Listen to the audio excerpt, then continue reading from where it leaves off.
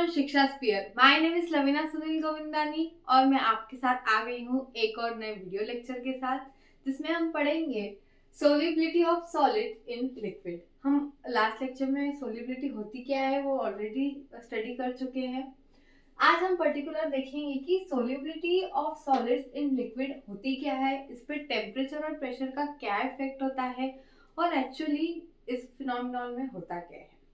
तो चलिए देखते हैं।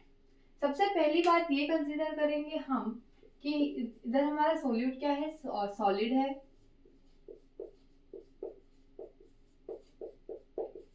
और जो हमारा सॉल्वेंट है वो क्या है, लिक्विड है। ये पहली बात हो गई।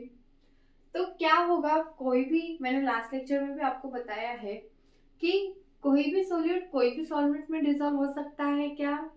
ऑब्वियसली नहीं हो सकता है। पर्टिकुलर सोल्यूट ही पर्टिकुलर सॉल्वेंट में डिसॉल्व होंगे, राइट?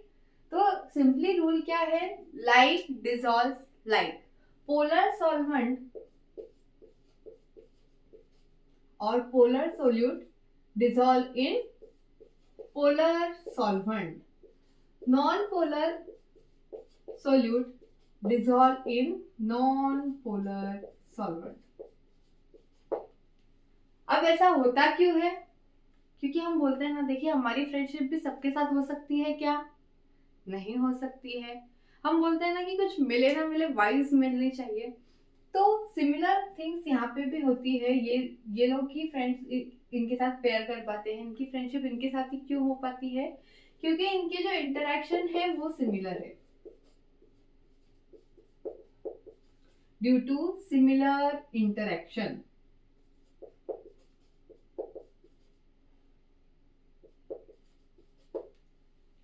इसीलिए पोलर सॉलिड पोलर में ही डिसॉल्व हो सकते हैं, नॉन पोलर में ही हो सकते हैं, क्योंकि इनके इंटरेक्शन सेम है।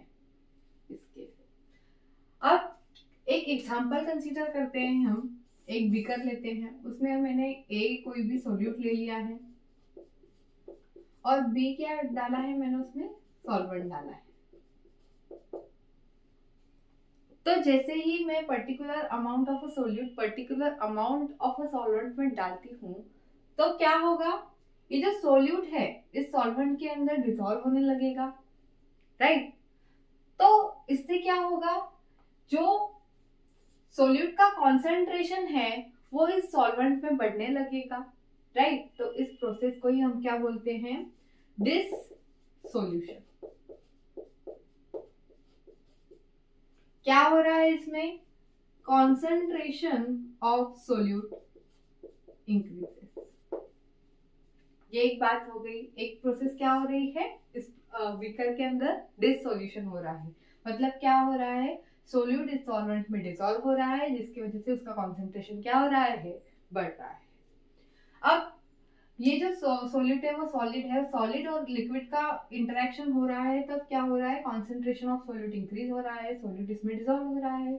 सिमिलरली क्या होगा, इस सोल्यूट में भी तो इंटरेक्शन होगा, यानी ये दो जो सॉलिड सॉलिड पार्टिकल्स है उसके बीच में भी तो इंटरेक्शन हो रहा होगा, राइट? तो उस प्रोसेस को हम क्या बोलेंगे, क्रिस्टलाइजेशन। उस प्रोसेस को क्या बोलेंगे हम, क्रिस्टलाइजेशन। वो क्या प्रोसेस है, सोल्यूट पार्टिकल्स का जो इंटरेक्शन है, जो कि सॉलिड पार्टिकल्स हैं, तो इसके वजह से क्या हो रहा है, कुछ जो सॉलिड पार्टिकल्स है वो भी बाहर आ रहे हैं। तो हमारे प्रोसेस के अंदर क्या होगा, हमारा सोल्यूट है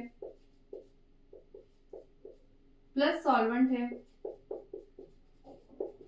उससे क्या हो बन रहा है, हमारा सॉल्यूशन बन रहा है। और बीच में क्या प्रोसेसेस हो रही हैं, एक तो हमारा डिसोल्यूशन हो रहा है और क्या हो रहा है, क्रिस्टलाइजेशन भी हो रहा है। ओके, तो क्या होगा, एक स्टेट ऐसी आएगी कि डिसोल्यूशन का और क्रिस्टलाइजेशन के बीच में क्या होगा, जी हाँ, एक डायनामिक इक्विलिब्रियम रेडी हो जाएगा। वो दोनों प्रोसेस जो होगी वो साथ में चलने लगेगी, और उस प्रोसेस को ही क्या बोलते हैं हम, जब ये प्रोसेस साथ में चलने लगेगी उसको क्या बोलते हैं हम, इक्विलिब्रियम। ठीक है, तो इस प्रोसेस पे टेम्परेचर का और प्रेशर का क्या इफेक्ट होगा वो देखते हैं। तो जनरली ये जो डिसोल्यूशन है वो अगर एंडोथर्मिक होगा, यानी उसमें कोई हीट इन्वॉल्व नहीं होगी, हीट बाहर गिवन आउट नहीं होगी, हीट बाहर नहीं आएगी, तब क्या होगा, अगर हम टेम्परेचर बढ़ाएंगे तो क्या होगा, सोल्यूबिलिटी इंक्रीज होगी। ऑन द अदर हैंड अगर कोई जो प्रोसेस है वो एक्सोथर्मिक है, जैसे कि आप लैब में देखेंगे, हम अगर NaOH का सॉल्यूशन बनाते हैं तो तब क्या होता है, जो फ्लास्क होता है वो गर्म हो जाता है बाहर से, यानी वो प्रोसेस क्या है, एक्सोथर्मिक प्रोसेस है। और उस केस में अगर हम टेम्परेचर बढ़ाएंगे तो क्या होगा, हमारी सोल्यूबिलिटी डिक्रीज हो जाएगी। और ये सब बातें हमें किसने बताई हैं, ये बातें हम किस बेस पे बोल रहे हैं, ये एक्सपेरिमेंटली प्रूफ है, और ये this is nothing but Le Chatelier's principle, ये आपने पढ़ा होगा पहले भी। तो टेम्परेचर का ऐसा इफेक्ट होता है solubility of solids in liquid पर। अब रही बात प्रेशर की, तो प्रेशर का क्या इफेक्ट होता है हमारी solubility of solids in liquid पर। तो हमें पता है कि सॉलिड और लिक्विड ये क्या है, हमारे इनकॉम्प्रेसिबल है, तो इस पे प्रेशर का कोई इफेक्ट होगा क्या, दैट मच नहीं। सो ऐसा लिख सकते हैं आप, ड्यू टू incompressibility